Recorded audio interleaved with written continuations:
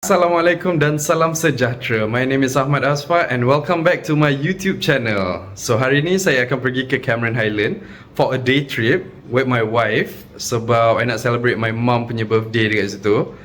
And I nak bawa korang and I nak tunjuk dekat korang macam mana experience of owning a Subaru XV. Macam mana fuel consumption, berapa you boleh dapat per kilometer, berapa liter per 100 kilometer, and macam mana keadaan kereta tu. Sebab saya ada Luffy X7 punya meter, so I boleh update you on water temp, gearbox punya temperatures and all the other details lah.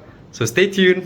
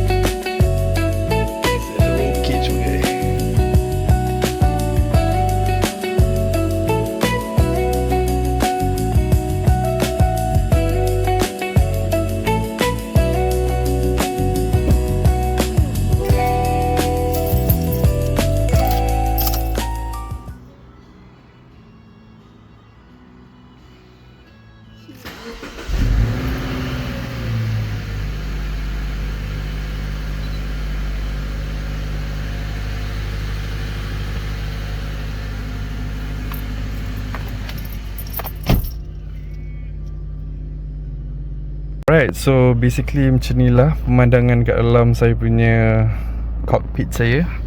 And this is the stats. So usually my gearbox punya minyak is about, dia boleh reach sampai 90 darjah Celsius and I still tak risau sangat lah. And water temp usually around 90 darjah Celsius. Battery voltage, kalau starting dia dalam 14.7, 14.8. Bila dia stable mungkin dalam 14.4. And fuel ratio pun sama 14.4. I tak pernah tunekan kereta ni and what not, so dia still stock. Airflow akan varies, so based on berapa kuat kita tekan lah kot kan. And then intake air temperature, exhaust temperature, ignition timing, turbo ataupun intake manifold punya pressure. And then tacho is RPM, throttle position and run time. Usually saya akan biarkan kereta ni run mungkin dalam 2 minit lah. Walaupun kereta ni macam it's a injection punya engine kan, tapi saya rasa lebih elok kalau best practice lah kalau kita panaskan engine, bagi minyak circulate dulu dekat dalam engine, minyak circulate dekat dalam gearbox sebelum kita berjalan. And dengan cara tu I rasa kereta you boleh last longer, boleh hidup lebih lama lah, InsyaAllah. So kereta sekarang ada a full tank of gas, dah jalan about 3.7 km. And then estimation cakap dalam 490 km until habis. Tapi usually kalau kita dah start bawa kereta on the highway nanti dia akan bertambah, so dia akan calculate balik. So perjalanan sekarang nak pergi ke Cameron, kita akan gerak ke Simpang Pulai dulu, which is about 2 hours and 8 minutes. And then baru kita orang divert pergi ke Cameron. Okay ya sayang, bersedia? I'm ready. Alright, let's go.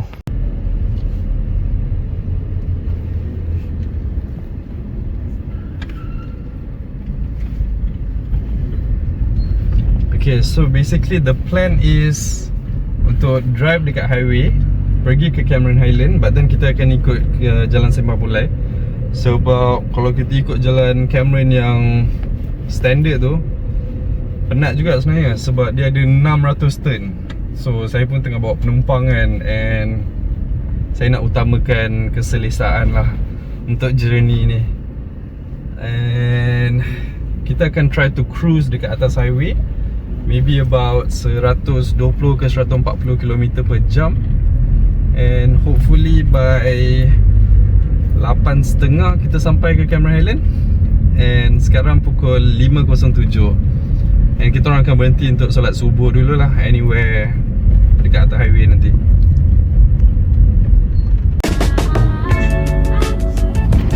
Use the right two lanes to take exit 1301B.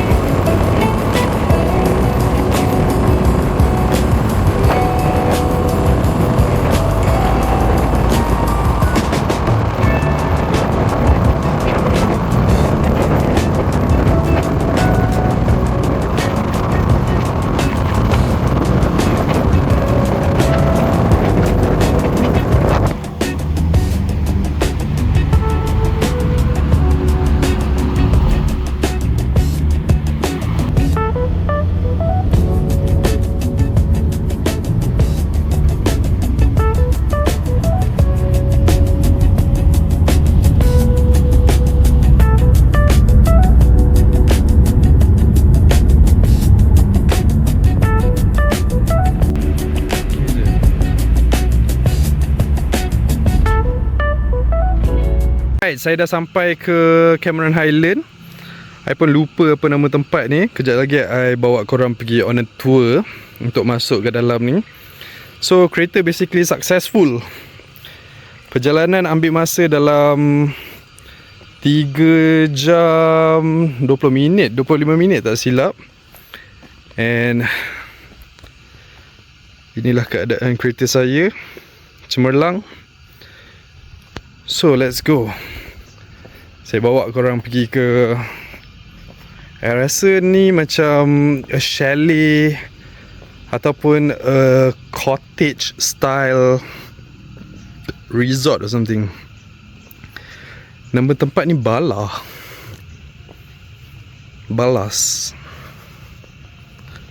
Cantik lah, very nice, very nice. So tempat ni is actually dulu a boarding school in tahun 1800 something. And then diorang convert benda ni jadi macam hotel slash tempat makan, restoran.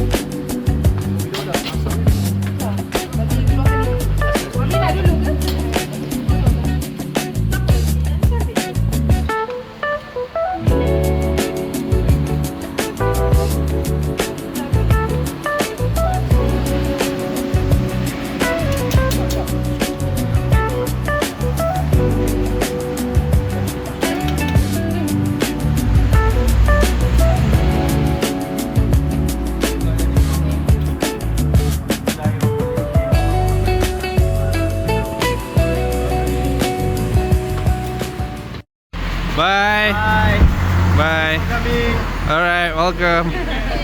Okay, bye. Alright, Assalamualaikum.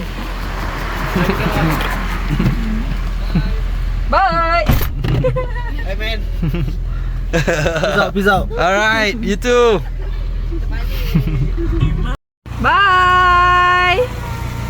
Assalamualaikum. Bye. Jumpa lagi.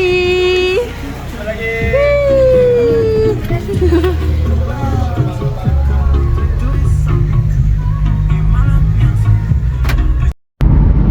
Okay guys, so basically this is the update. Selepas saya turun daripada Cameron Highland, actually dia ada dua jalan untuk turun daripada Cameron Highland. Satu exit ke Tapa, and then satu lagi is exit ke Simpang Pulai. Saya pilih yang Simpang Pulai sebab yang Tapa ni dia terlalu, macam nak cakap lah, dia punya selekor dia tu terlalu pendek ataupun terlalu agresif. So saya prefer untuk cari laluan yang lebih jauh lah kan, tapi dia lagi best untuk bawa kereta. Cuma keadaan semasa tu dia gelap, dia hujan, dia licin dan dia berkabus. Ini salah satu driving experience saya time saya turun tadi.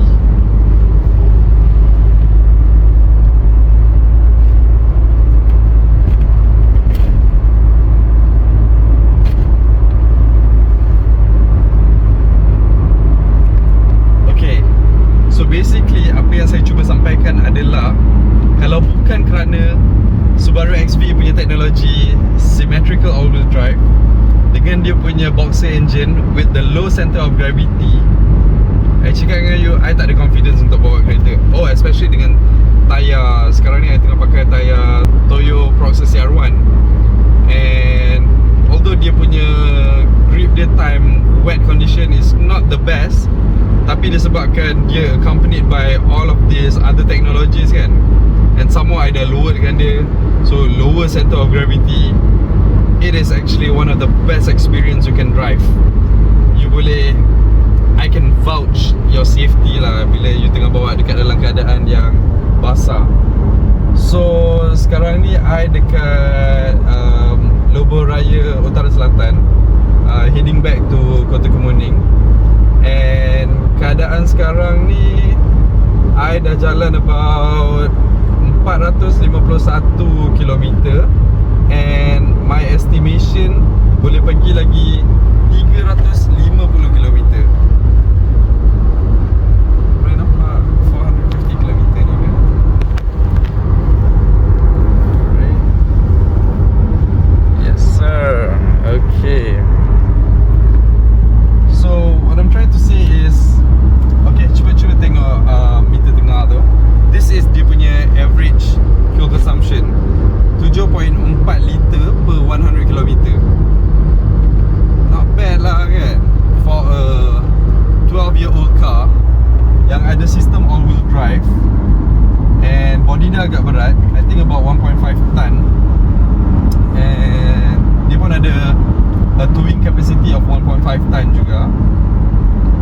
I think it's a, to be honest, pada harga dia sekarang in the market, it is the best value for money you can get. So yeah guys, I'm happy. This car saved me. My wife bawa kereta ni dengan confident time naik pergi ke Cameron, dah macam toge dah. Literally like a race car punya girl, a race car woman. Yeah man, like itulah basically we fell in love with this car. You know, market untuk kereta ni sekarang ni is about, I think you boleh dapat lah dalam 20,000, 22,000 or even less than that. Tapi masalahnya you kena tengok condition. So you kena make sure that kereta ni tak ada engine oil punya leaks, tak ada coolant punya leak. Important things, undercarriage dia tak ada bunyi, suspension dia tak ada masalah sebab suspension ni agak mahal. Yeah, those are the things lah yang main things. And kereta ni tak complicated sangat. It doesn't have ADAS. Dia tak ada macam all this adaptive cruise control and whatnot. I know, you know, dia tak berapa advance, but then benda tu yang buat dia agak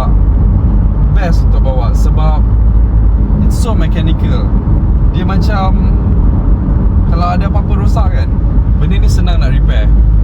And ramai orang tanya saya juga yang dia punya steering dia berat.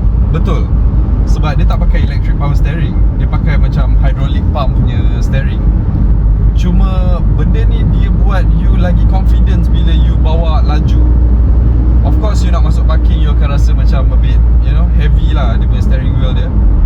Tapi bila you bawa laju dekat atas highway ataupun you tengah nak main cornering on a mountain, you ada a boxer engine, a symmetrical all-wheel drive, and then you got the Leatronic punya CVT. It's not a normal CVT ya. Dia lebih, dia tak rasa macam CVT. And you have the pedal shifter kalau you nak, you know, dia imitate a 6 gear punya sequential. And yeah, I gotta say that this is literally the best car you can get for the price of less than 25,000 ringgit in 2026. So come on guys, open up your eyes and get a Subaru. Okay, so apa yang saya cuba sampaikan adalah, let's say you beli kereta Pro 2 RM60,000 and then you hutang 9 tahun and you hanya dapat mungkin Myvi, Beza or something like that. Tapi kalau dengan Subaru XV second hand tahun 2015, maybe 2016, you boleh dapat dalam RM25,000. You kena cari condition yang tune lah, tak ada leaking, tak ada apa semua kan. And then you invest dalam RM10,000 je. You boleh pergi two ways. Satu, you boleh lowerkan kereta tu untuk jadi kereta race car, and then you can enjoy the car. Ataupun you boleh tinggikan kereta tu and then you boleh main off-road. So you boleh pergi camping with your wife, your girlfriend, your friends. You boleh go adventuring and whatnot. So what I'm trying to say is like, you invest RM10,000 on upgrades and preventive maintenance, and you will never look back. Dia antara kereta yang paling sedap saya pernah drive. Alright, so estimation lagi 300 km kita boleh jalan. And currently kita dah buat 528 km.4. So siapa cakap Subaru X tak jimat minyak? Long distance drive, bro, aku cakap kau, it is one of the best car you can drive. Tapi of course in city drive memang badai sikit lah. So that's why I install Works Engineering eDrive 4S. So dia ada eco mode. Sebab I beli kereta tahun 2014 kan. Of course, you know, a lot of things dia tak ada. But then, yeah, sekarang teknologi dah maju. So banyak benda you boleh add on. And benda tu tak mahal pun actually. You can get from Shopee pun. Okay guys, finally dah sampai. This is the last update. Estimation lagi 290 km. Kita dah buat 556.9 km. Ada lagi 4 bar. And saya bertolak tadi pukul 7, dalam pukul 7 lah, around maghrib punya time. And then kita baru sampai dalam pukul 11.28. Current state dia automatic oil transmission 75 degrees, water temperature 92, voltage 14.4, intake air temperature 47, airflow 3.5. tu based on berapa banyak kita tekan lah kan. And then air fuel ratio 14.4, exit temperature, exhaust temperature 452. So time tengah bawa maybe boleh exceed dalam 600 ke 700 darjah Celsius. Ignition timing, benda tu pun akan berubah-ubah. Turbo intake manifold standard dia akan negative 0.71. Bila jalan dia akan makin rendah. Tacho is RPM, and then throttle positioning, bila kita tekan. So saya pun ada Works Engineering ni, so saya boleh tukar dia jadi eco mode ataupun power punya mode. So tadi saya pakai normal je lah sebab saya nak cruise atas highway kan. Plus saya nak clearkan dia punya injector juga. So tadi on the way saya ada stop sekejap. Saya pergi solat. So daripada situ I rasa sampai daripada Simpang Pulai kot sampai ke Kota Kemuning dalam 2 jam 48 minit lah basically. Alright, kita dah berjaya sampai. So macam ni lah rupa dia bila saya bawa kereta tadi.